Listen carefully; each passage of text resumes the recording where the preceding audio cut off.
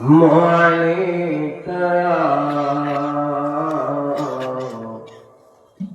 حبيب الله الصلاة والسلام عليك يا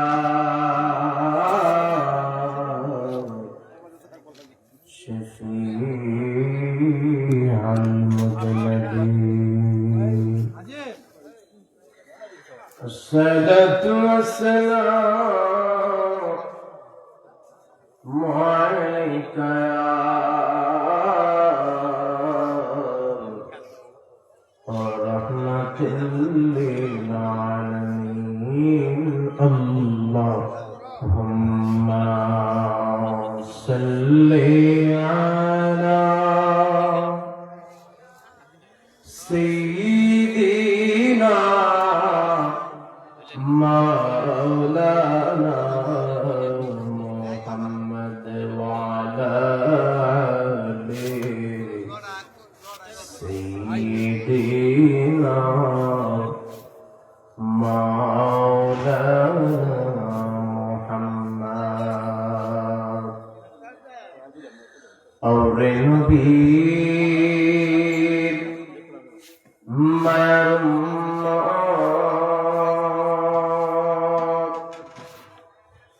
और नबी मिलादे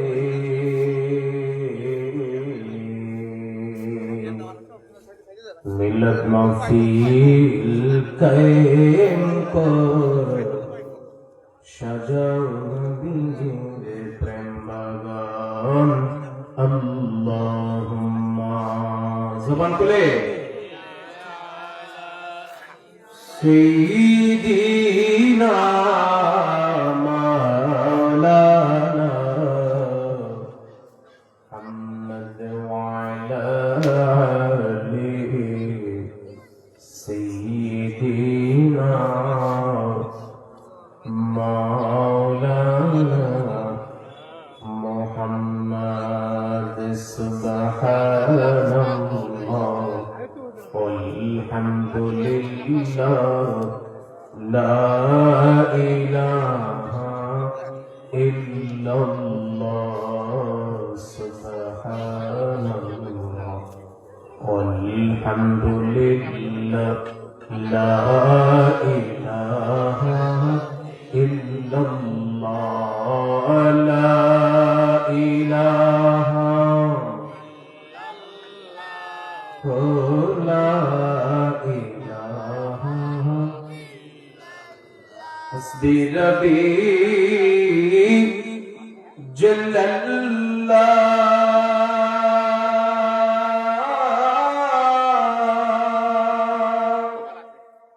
ما في قلبي غير الله حسبي ربي جل الله ما في قلبي غير الله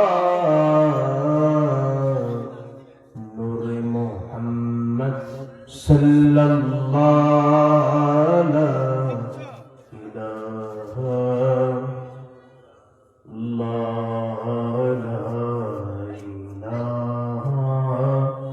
إلا الله لا إله إلا الله كل مقامي अल्लाह दुल जहां में हे अल्लाह कुल मकामे हे अल्लाह दुल जहां में हे अल्लाह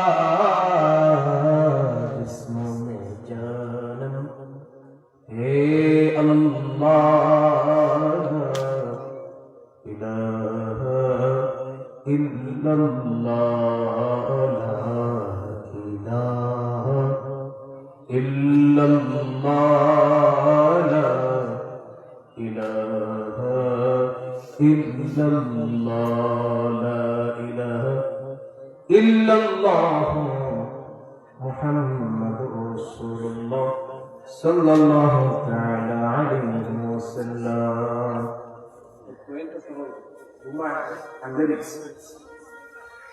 গতকাল আয়োজিত চাঁদপুর এলাকাবাসী মুর্দাগমের রুহের মাগফিরাতের কামনায় ইসরায়েলের সওয়াব উপলক্ষে দ্বিতীয় মাসিক চাঁদপুরের সবার শ্রদ্ধাভাজন সভাপতি জনাব আলহাজ আব্দুর রহমান সরদার সাহেব, সহসভাপতি আলহাজ সিরাজুল ইসলাম বর্মিয়া সাহেব, জনাব দিলকুশ মিয়া তালুকদার সাহেব, জনাব তাহির মিয়া সাহেব, জনাব আব্দুল আজিজ সাহেব বিশিষ্ট মুরব্বী চাঁদপুর, প্রধান মেহমান জনাব গুলাম কিবরিয়া চৌধুরী বেলাল, চেয়ারম্যান 7 নম্বর পরিউপি, বিশেষ মেহমান জনাব মোহাম্মদ ফুদ্দু মেম্বার বর্তমান 1 নং ওয়ার্ড 7 নম্বর পরিউপি,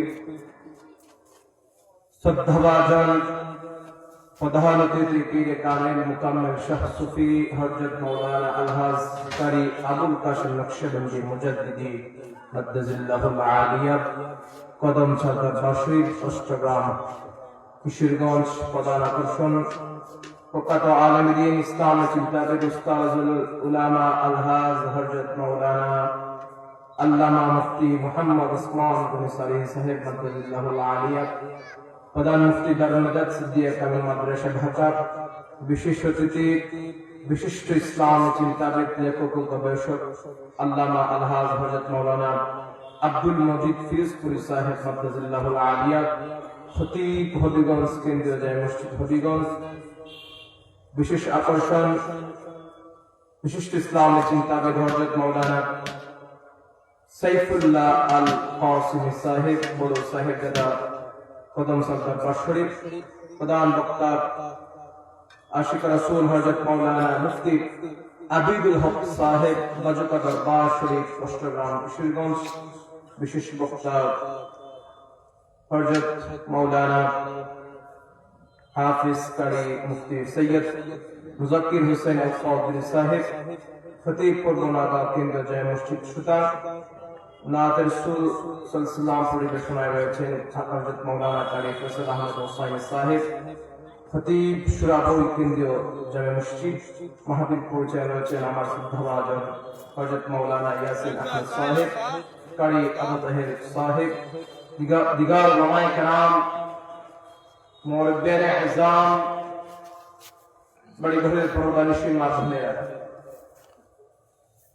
সকলকে আমার অন্তরের অন্তঃস্থল থেকে মুবারকবাদ জানাচ্ছি। সকলকে আমি আবার সালাম দিচ্ছি, আসসালামু আলাইকুম ওয়া রাহমাতুল্লাহ।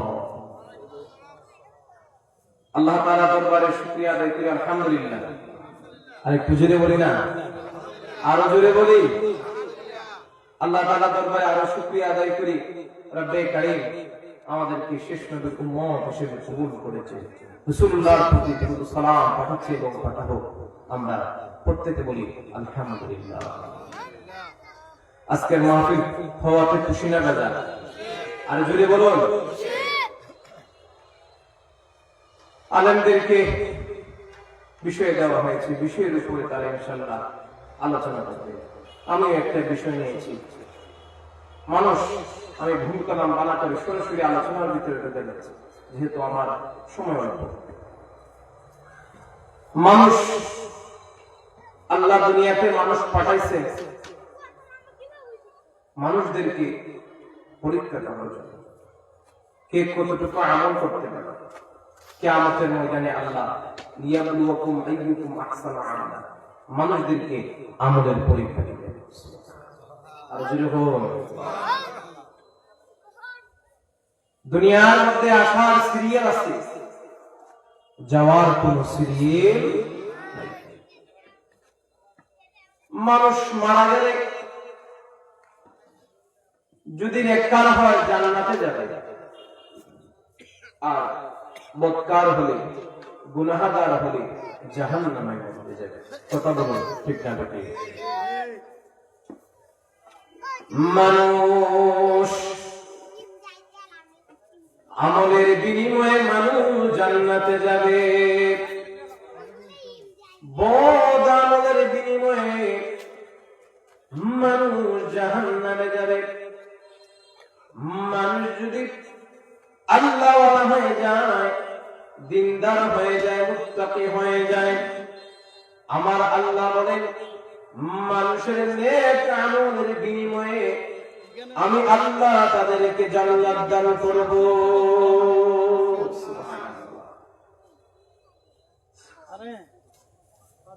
দুনিয়ার মধ্যে আসা সিরিয়াল আছে, যাওয়ার কোন সিরিয়াল নাই। আল্লাহ পবিত্র কোরআনে বলেন কুল্লু নাফসিন যায়িকাতুল মাউত, প্রত্যেক প্রাণী একদিন মৃত্যুর স্বাদ গ্রহণ করতে হবে। ওমা তাদরি নাফসুন বিআইয়ি আরদিন তামুত, বান্দা তুমি তো জানো না কোন জায়গায়, কোন অবস্থায়, কোন হালতে মৃত্যুবরণ করো। মরণের আগে ইমানদার হয়ে যাও, মুত্তাকি হয়ে যাও। যদি ভালো মানুষ হয়ে যাও, আমার নবী বলেন যদি তুমি ভালো মুমিন ব্যক্তি হয়ে যেতে পারো, নেককার হয়ে যেতে পারো, আল্লাহর হাবিব বলতে লাগলেন তোমার কবরে আযাব আল্লাহ মাফ করে দিবে।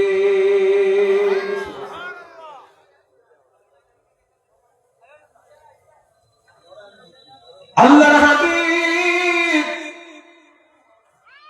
বলতে লাগলেন 9 শ্রেণীর লোকদের কবরে আযাব আল্লাহ মাফ করে দেন। 9 শ্রেণীর লোকদের কবরের সওয়াল জবাব আল্লাহ মাফ করিয়া দেন। সুবহানাল্লাহ।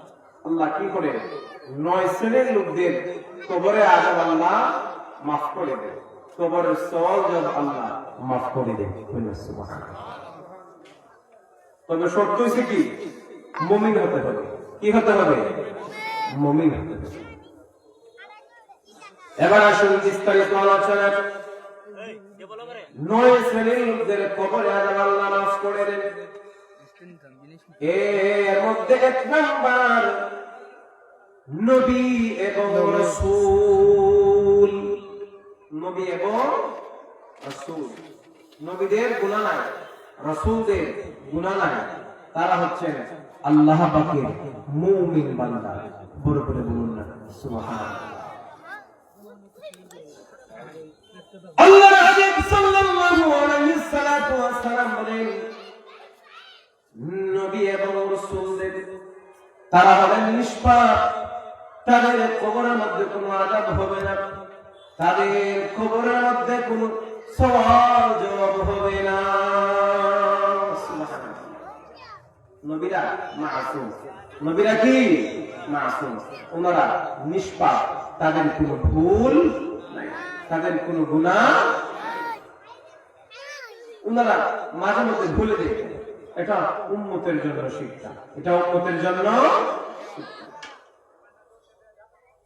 এবার আসুন আমার প্রাণীর সুন্নি জনতা, আমার মুরব্বী আব্বাজিরা, 2 নাম্বার হলো যারা ইসলামের জন্য শহীদ হয়েছে।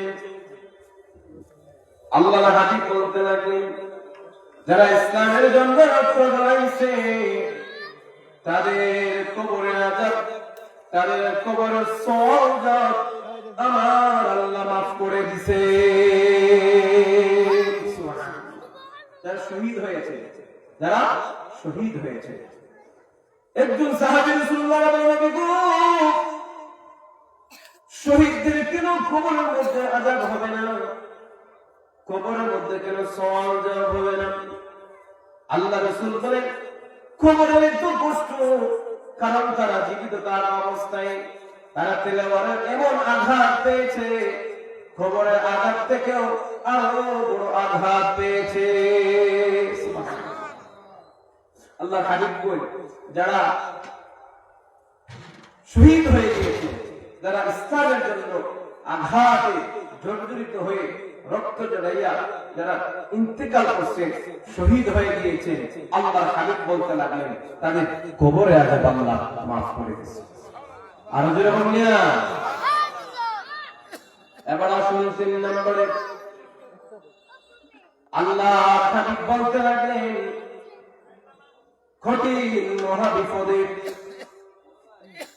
আল্লাহর উপরে যারা ভরসা রেখেছে, অর্থাৎ মহামারীতে যারা মৃত্যুবরণ করেছে, আল্লাহর হাবিব বলতে লাগলেন যারা মহামারীতে আক্রান্ত হয়ে যারা ইন্তিকাল করেছে, আল্লাহর হাবিব বলতে লাগলেন তাদের কবরের আযাব আল্লাহ মাফ করে দেন। এই মহামারী মানুষের অভ্যাসের কারণে, মানুষের স্বভাবের কারণে এই মহামারী দিয়ে আল্লাহ মাঝে মাঝে পরীক্ষা করবেন। রিস্কার ব্রেক আছে, সাইকেলের ব্রেক আছে, একটা বড় গাড়ির ব্রেক আছে, কিন্তু মানুষের মুখের কোন ব্রেক, মুখ দিয়া যা আসে তাই বলে ফেলে। এই কারণে কোন জায়গায় কি বলতে হবে না বলতে হবে মানুষের আর এই সময় এই জ্ঞান থাকে। মহামারী কোথা থেকে আসে? আমাদের শাস্ত্রের কারণে, আমাদের স্বভাবের কারণে। কথা বলতে কি আমরা গুনাহ করলে আল্লাহ আমাদের উপরে নারাজ হয়ে যান, আল্লাহ বেজার হয়ে যান, আল্লাহ গুসা হইয়া বেজার হইয়া আমাদেরকে মহামারী দিয়া পরীক্ষা করে। আল্লাহ মহামারী দিয়ে আল্লাহ কি করে? দেখছেন না করোনা ভাইরাস যখন আসছে, বাবা সন্তানকে ছিল না আর সন্তান বাবাকে ছিল না। কথা বলে গেলে আল্লাহ হাবিব বলতে লাগলেন কঠিন মহাবিপদের সময় যারা আল্লাহর প্রতি ভরসা রাখছিল, জবান খুলে বলুন বিপদের সময় আমরা ভরসা করবো কাকে? আর যারা বললেন কঠিন মহাবিপদের সময় যারা আল্লাহর উপরে ভরসা রেখেছে আর মহামারীতে ইন্তেকাল করেছে, আল্লাহর হাবিব বলতে লাগলেন আমার ওই উম্মতের কবরের আযাব আমার আল্লাহ মাফ করিয়া দেন। তবে শর্ত হইছে কি? আল্লাহর উপরে ভরসা রাখছিল, আল্লাহর উপরে কইনা তাওয়াক্কালতু আলাল্লাহ। আমরা ভরসা কার উপরে রাখবো? আল্লাহর উপরে। যত বিপদ আসুক, যত কঠিন দুঃখ দুর্দর্শ যেটাই আসুক, আমরা বড় মুসিবতের সময় আমাদের জ্বর হয়ে গেছে, কাশ হয়ে গেছে, 12 মাস মানুষ আল্লাহরে ডাকে না, যখন জ্বর হয় তখন হয় আল্লাহ তুমি আমার দিকে জ্বর দাও। কথা বলে আল্লাহর হাবিব বলতে লাগেন যাদের জ্বর হয়ে যায় টেনশন করিও না, জ্বর হয়ে গেলে উম্মত বুঝবা আমার আল্লাহ তোমার সগীরা গুনাহ মাফ করে দেন। এখন কই বিপদের সময় আমরা ভরসা রাখবো কাকে? এবার আসুন 4 নাম্বার যাদের কবরে আযাব আল্লাহ মাফ করিয়া দিবেন। ও আমার মুরব্বি বাজনা, যারা শিশু বয়সে নাবালক অবস্থায়, অনেক বাচ্চারা আছে মায়ের পেট থেকে মৃত্যু বের হয়, অনেক সন্তান আছে দুনিয়াতে আসার পরে মৃত্যু হয়ে যায় নাবালক অবস্থায়। আল্লাহর হাবিব বলতে লাগেন যারা নাবালক অবস্থায় মারা যায় তারা গুনাহ ছিল না, গুনাহ কি জিনিস তারা এটাও বুঝে না। যারা নাবালক অবস্থায় কোন শিশু মারা গেল, আল্লাহর হাবিব বলতে লাগলেন তাদের কবরে সওয়াব, তাদের কবরে আযাব আমার আল্লাহ মাফ করিয়া দেন। যারা শিশু বাচ্চা অবস্থায়, শিশু অবস্থায় মারা গেছে তাদের কবরের মধ্যে কোনো আযাব হয়। আল্লাহর হাবিব বলতে লাগলেন যাদের ছোট্ট বাচ্চা শিশু বয়সে মারা গেছে, ও আমার দুনিয়ার উম্মত তোমরা চিন্তা করবে না, ওই সন্তানটা কিয়ামতের ময়দানে নাজাতের উসিলা হয়ে যাবে। এই ছোট বাচ্চা কি কিয়ামতের ময়দানে নাজাতের উসিলা হয়ে যাবে? বড় বলবেন না সুবহানাল্লাহ। এবার আসুন 5 নাম্বার। কয় নাম্বার? 5 নাম্বার হলো আল্লাহর হাবিব বলতে লাগলেন যারা প্রতি রাত্রে সূরাতুল মুলক তেলাওয়াত করবে, আল্লাহর হাবিব বলতে লাগলেন 30টা আয়াত সূরাতুল মুলকের মধ্যে রয়েছে। আল্লাহর হাবিব বলতে লাগলেন যারা সূরা মুলক তেলাওয়াত করে প্রতি রাত্রে ঘুমানোর আগে, আল্লাহর হাবিব বলতে লাগলেন তাদের কবরে আযাব আমার আল্লাহ মাফ করিয়া দেন। যারা সূরা মুলক 29 নম্বর পারা প্রথম যে সূরাটা, যে সূরার নাম হচ্ছে সূরা মুলক, সূরা মুলক, এই সূরা মুলক যারা পাঠ করবে আল্লাহর হাবিব কইতেছেন তাদের কবরে আযাব আল্লাহ মাফ করে দেবে। আর যদি হল না আল্লাহর হাবিব সাল্লাল্লাহু আলাইহি ওয়াসাল্লাম বলতে লাগলেন যারা সূরাতুল মুলক তেলাওয়াত করে তাদের কবরে আযাব আল্লাহ মাফ করে দেন। এক সাহাবী রাসূলুল্লাহ প্রশ্ন করে নবী সূরাতুল মুলক পাঠ করলে কি হবে?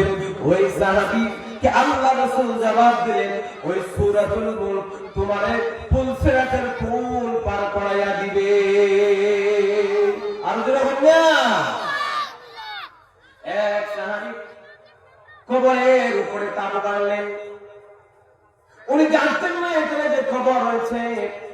উনি যখন কবরের উপরে তাবু গাড়লেন, সাহাবী বলতে লাগলেন আমি কবরের ভিতর থেকে আওয়াজ আসলো সূরা মুলক তেলাওয়াত করতেছে, আমি রাসূলুল্লাহর দরবারে দৌড়ায় গেলাম, বললাম নবী গো আমি না জেনে এক কবরের উপরে তাবু গেছিলাম, নবী গো কবরের ভিতর থেকে সূরা মুলকের আওয়াজ আসতেছে। রাসূলুল্লাহ বলেন আমার ওই উম্মত সূরা মুলকের প্রতি আমল করত, এর জন্য সূরা মুলক তার কবরের সাথে হয়ে গেছে। যে সূরা মুলক পড়লে কবরের সাথে হয়ে যায়, মিজানের সাথে হয়ে যায়, ফুলসিরাতের সাথে হয়ে যায়, কিয়ামতের ময়দানের সাথে হয়ে যায়। আল্লাহ রাসূল বলেন সূরা মুলক যতক্ষণ পর্যন্ত তোমার জান্নাতের মধ্যে না নিবে ততক্ষণ পর্যন্ত সূরা মুলক তোমার সাথী হয়ে যাবে। আর জোরে বলনা আমার প্রাণের সুন্নি জনতা 6 নাম্বার হলো আল্লাহর হাবিব বলতে লাগলেন যারা মৃত্যুর সময় সূরা ইখলাস তেলাওয়াত করে কুল হুয়াল্লাহু আহাদ আল্লাহুস সামাদ লাম ইয়ালিদ ওয়া লাম ইউলাদ ওয়া লাম ইয়াকুল লাহু কুফুয়ান আহাদ, হাদিসের মধ্যে আসছে আমার কোন উম্মত যদি কমপক্ষে 200 বার সূরা ইখলাস তেলাওয়াত করে আল্লাহর হাবিব বলতে লাগলেন তার 200 বছরের গুনাহ আল্লাহ মাফ করে দিবে। 200 বার সূরা ইখলাস তেলাওয়াত করলে আল্লাহ কি করবেন? 200 বছরের গুনাহ আল্লাহ মাফ করে দিবেন। হাদিসের মধ্যে আসছে 6 নাম্বার হলো মৃত্যুর সময় যদি আমার কোন উম্মতের জবান দিয়ে সূরা মুলক বের হয়ে যায় আল্লাহর হাবিব বলতে লাগলেন তার কবরে আযাব সূরা ইখলাস পাঠ করার কারণে আমার আল্লাহ মাফ করে দিবে। এবার আসুন 7 নাম্বার আল্লাহ বলেছেন কুনু মা'আস সাদিকিন, তোমরা সত্যবাদীদের সাথে হয়ে যাও।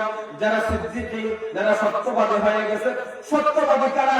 নবীর সাহাবায়ে কেরামরা, তাবেঈন, আইম্মায়ে মুজতাহিদিন, সালফে সালেহিন, বুজুর্গ ওয়ালিদিন, 4 তরিকার 4 ইমাম, বাবা শাহজালাল, শাহফরান, নাসিরউদ্দিন সিফাসালা, 360 আউলিয়া, তারা সিদ্দিকিন। যারা আল্লাহর ওলি হয়ে গেছে তারা সত্যবাদী। যারা সত্যবাদী হয়ে ইন্তিকাল করেছে আল্লাহর হাবিব বলতে লাগলেন তাদের কবরে আযাব আল্লাহ মাফ করে দিয়েছে। আল্লাহ কি করছে? কবরে আযাব আল্লাহ মাফ করে দিয়েছে। কথা বলেন শুধু সুবহানাল্লাহুম্মা সাল্লি আলা সাইয়্যিদিনা মাওলানা মুহাম্মাদ ওয়া আলা সাইয়্যিদিনা।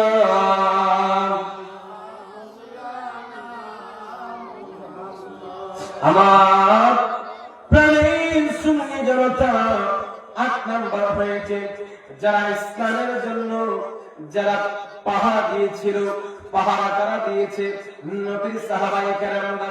বর্তমান সময়ে উলামা ওয়ারাসাতুল আম্বিয়া, নবীগণের ওয়ারিস হলেন আলেম উলামারা, যারা ইসলামের সীমান্ত রাষ্ট্রীয় যারা ইসলামের জন্য দেশ পাহারা দিয়েছে, আল্লাহর হাবিব বলতে লাগলেন তাদের কবরে আযাব, তাদের কবরের সওয়াব আমার আল্লাহ মাফ করে দিবেন। আল্লাহর হাবিব বলতে লাগলেন জীবদ্দশায় জীবিত থাকা অবস্থায় যারা একদিনের জন্য ইসলামের জন্য নিজের দেশ পাহারা দিয়েছে, একটা দেশ পাহারা দেওয়ার কারণে 30 দিন নফল রোজা রাখলে সওয়াব পাওয়া যেত।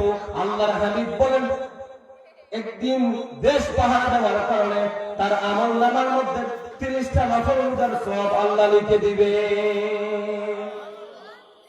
এবার আসুন 9 নম্বর হলো জুমার দিনে ইয়াউমুল জুমআ, যারা জুমার দিনে মৃত্যুবরণ করে মুমিন। আল্লাহর হাবিব বলতে লাগলেন যারা মুমিন অবস্থায় শুক্রবারের দিন অথবা রাতে মারা যায়, আল্লাহর হাবিব বলতে লাগলেন তাদের কবরে আযাব, তাদের কবরের সওয়াব আমার আল্লাহ মাফ করে দিবে। আর যারা অন্য কি বল, আমরা এই জিনিসের উপরে আমল করতাম। হ্যাঁ, আমরা এই হাদিসের মুবারকের মধ্যে আসছে 65টা গুনাহ যদি তুমি ছাড়তে পারো, 65টা গুনাহ ছাড়তে হলে পুরো মাসফাতিন সত্যবাদীদের সাথে দিব। যারা এই 65টা আলোচনা অনেক লম্বা, 65টা গুনাহ যারা ছেড়ে দিতে পারবে আল্লাহ রাসূল বলেন তাদের কবরে আযাব মাফ, তাদের কবরের সওয়াব আল্লাহ মাফ করে দিবেন। আল্লাহ যেন আমাদের সকলকে আমল করার এবং বুঝার মতো আল্লাহ তৌফিক দান করেন। সকলে বলুন আল্লাহুম্মা আমিন। ওয়া আখির দাওয়ানা আলহামদুলিল্লাহি রাব্বিল আলামিন। আসসালামু আলাইকুম ওয়া রাহমাতুল্লাহি ওয়া বারাকাতুহু।